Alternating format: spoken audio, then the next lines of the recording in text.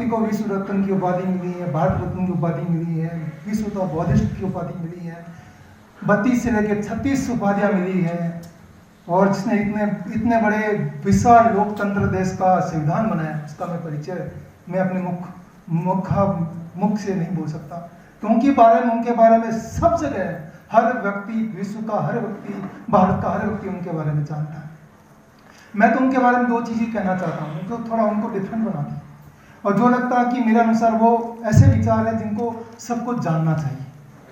अगर मैं बात करूँ, पहले विचार की बात करूँ कि विश्व में जितनी भी क्रांति होगी, अगर आप क्रांति की बात करें, जो स्टूडेंट हैं, थोड़ा बहुत पढ़े लिखे हैं और थोड़ा समझदार हैं, वो सारा इतिहास जानते हैं, विश्व का इतिहास को देखते हैं, भारत का इतिहास को देखते हैं।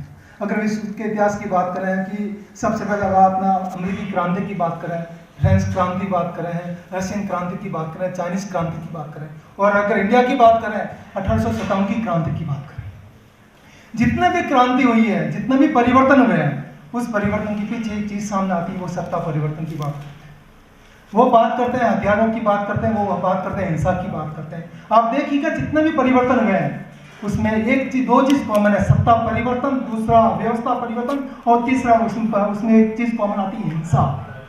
चाहे आप 1857 की क्रांति देख लीजिए, चाइनीज क्रांति देख लीजिए, उन सभी चीजों में सत्ता परिवर्तन हुआ और वहाँ हिंसा आई है, परिवर्तन हुआ, व्यवस्था परिवर्तन हुई है। लेकिन जो बाबा साहब ने जो परिवर्तन किया, बाबा साहब ने जो क्रांति की, उनमें ये चीज नहीं है। मतलब बाबा साहब की जो क्रांति है, बाबा साहब ने जो परिवर्तन किया, वो विश्व का अनूठा, अलग, डिफरेंट प्रकार की क्रांति है। उसमें किसी प्रकार का हथियार नहीं, क्योंकि हथियार की जगह यहाँ कलम है। किसी प्रकार की हिंसा नहीं, हिंसा की जगह संगठन है। और किसी प्रकार की व्यवस्था परिवर्तन की बात नहीं करता है, वो ये बात करता है कि हम उस व्यवस्था के पार्ट बने, उसमें सुधार करें। कभी भी बाबा साहब ने ये नहीं कहा कि ये परिवर्तन हो, ये हो। वो हमेशा कहते हैं खुद में परिवर्तन हो, कहीं बाहर में परिवर्तन की वो बात नहीं करते हैं, ना उन्होंने कभी की है। मैं एग्जाम्पल दूं, अगर ये मंच बैठा है और ये पहले से ही मंच बैठे हैं, सारी कुर्सियां बैठती हैं, एग्जाम्पल दे रहा हूं मैं आपको, और आप लोगों को परिवर्तन करना है, चाहे कम्युनिस्ट हो, साम्यवादी हो, चाहे क्रांतिकारी हो, रेडिकल हो, आप परिवर्तन चाहते हो कि जो मंच में बैठे हैं उनको हटाएं, तो क्या रहेगा आपके पास? आप रहोगे, खड़े होंगे, उनके जो बैठे हैं उनके सबकी कुर्सियों के पांखे तोड़ के उनको बराबर करोगे। मतलब जो परिवर्तन हुआ, वो परिवर्तन करने वाले जो बैठे थे उनको अपने समान करने की बात कही है। जितने भी परिवर्तन हुआ ना, उन्होंने अपने समान करने की बात की। मतलब आप जो नीचे बैठे हो, वो चाहते हो कि जो मंच में बैठे हैं उनकी कुर्सियों की टांगे तोड़ कर उनको बराबर करें। ये अभी तक जितना परिवर्तन हुआ वो परिवर्तन है, चाहे आप इतिहास के किसी भी जगहों में जाके देख लीजिए। लेकिन बाबा साहब ने परिवर्तन किया कि हम उठे, अपने आप को एनलार्ज करें, चाहे वो संगठन से करें, चाहे कलम की ताकत से करें, चाहे शिक्षा के माध्यम से करें।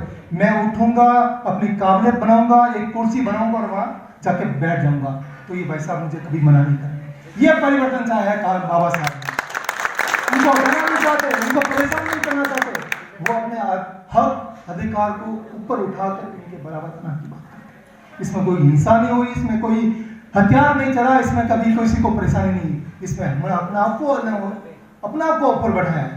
मतलब कहते हैं एनलाइटमेंट की बात की बाबा साहब ने।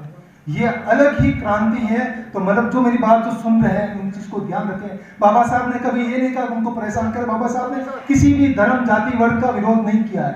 उन्होंने हमेशा ये कहा कि आप अपने आप को ऊपर बढ़ाओ, अपनी काबिलियत बढ़ाओ, अपनी क्षमता बढ़ाओ, चाहे वो शिक्षा के माध्यम से, संगठन के माध्यम से, कहीं से भी। लेकिन हम लोग क्या कहते हैं, हम वो हिंसा की बात करते हैं वापस। अभी तक जितने भी अम्बेडकरवादी और हुए हैं, मैं बात नहीं कर सकता हूँ, वो पाखंडवादी जो अम्बेडकरवादी बात में वो हिंसा की बात करते हैं, जबकि बाबा साहब ने कभी हिंसा की बात नहीं की। अपना में परिवर्तन कीजिए ना, हम उसमें क्यों परिवर्तन करते हैं? जो पहले से ऑलरेडी महल बना के बैठे, महल को तोड़ के अपने बराबर क्यों करें? हम भी महल बनाए ना, हम भी उनके बराबर सीट बनाए, हम उनके बराबर कुर्सी बना के बैठे हैं। ये परिवर्तन की बात की बाबा साहब ने। तो दोस्तों सुनिए, समझिएगा, परिवर्तन ऐसे होता है, सुधारवादी परिवर्तन है, मानववादी परिवर्तन है। इस परिवर्तन को अपने दिमाग में लिखिए, दिमाग में अपने डालिए कि ऐसा जो परिवर्तन करेगा वो आगे जाएगा। और सबसे बड़ी बात मैं एक चीज कह दूं आपको, एक लकीर खींची है 100 मीटर की, उस लकीर को तोड़ना, उसके आगे बढ़ना, तो लकीर को तोड़ेंगे क्यों? एक लंबी और लकीर तो बना दें, 110 मीटर की लकीर खींच दें, तो उस लकीर से वो लकीर बड़ी हुई, छोटी हुई है।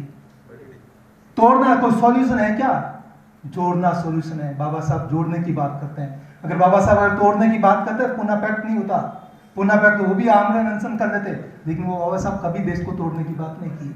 वो हमेशा जोड़ने की बात की, पहले भी की, आज भी की, और आने वाले 200 साल 400 साल जब ऊपर से देखेंगे, वो यही बात करें कि मेरे जो नीचे बैठे लोग हैं वो जोड़ने का प्रयास करें। दूसरी बात ही मैं ये कहना चाहता हूँ, बाबा साहब का पहला विचारधारा समझ गया। दूसरी विचारधारा उन्होंने जो परिवर्तन किया है, सबसे बड़ी बात है कि जो शोषण हुए, शोषित हुए, जो जानवरों की कंडीशन में रहने वाले लोग हैं, उनको उठाकर इंसान बनाने वाले बाबा साहब। आप देख लीजिए, कोई भी कंडीशन देख लीजिए, मैं किसी का विरोध नहीं करना चाहता, इतिहास की खंगोलना की बात नहीं करता, इतिहास में क्या हुआ, कैसे हुआ, आज हम लोग क्या है वो उसमें विश्वास करता हूँ।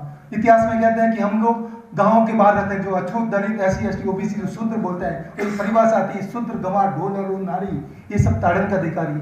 बाबा साहब इसकी बात करते हैं कि जो अपने अधिकारों की बात नहीं करता, अपने हक की बात नहीं करता, तो ताड़न का अधिकारी होंगे। जिस दिन आप अपने अधिकारों की बात करने लग जाएंगे तो आपको ताड़न का अधिकारी समाप्त हो जाएगा। तो दूसरी बात बाबा साहब ने जो परिवर्तन किया, वो सुधारवादी परिवर्तन किया, वो जानवरों की कंडीशन में रहने वाले लोगों को इंसान बनाने की बात बाबा साहब ने की। तो ये दो चीजें हैं। और सबसे बड़ी बात है कि जो भी व्यक्ति कहता है, आप अपनी बात में अपने जहन में रखिए, मैं कैसा हूं। दूसरों की टांगी खींचना खराबी है। हम अपने आप की टांगों कितना जो होता ना जादूगर 2 फुट 4 फुट ऊपर बढ़ा रहे, हम अपने आप को कितना इन्वॉल्व कर रहे हैं। हम अपने जहन में नहीं झांक रहे हैं, बस सामने वाले का विरोध करने की बात करते हैं। हम अपनी ताकत को पहचानते नहीं, दूसरों की कमजोरी की बात करते हैं।